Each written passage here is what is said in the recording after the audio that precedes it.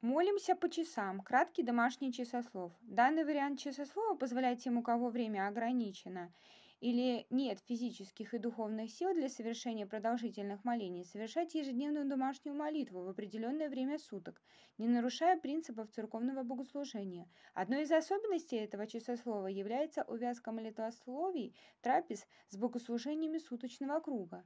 Если же и на это у кого-либо не будет времени, то можно ограничиваться самым малым детским вариантом службы. О том, что данная служба является полноценной, рассказывается на занятии номер 3 о преимуществах богослужебного чина.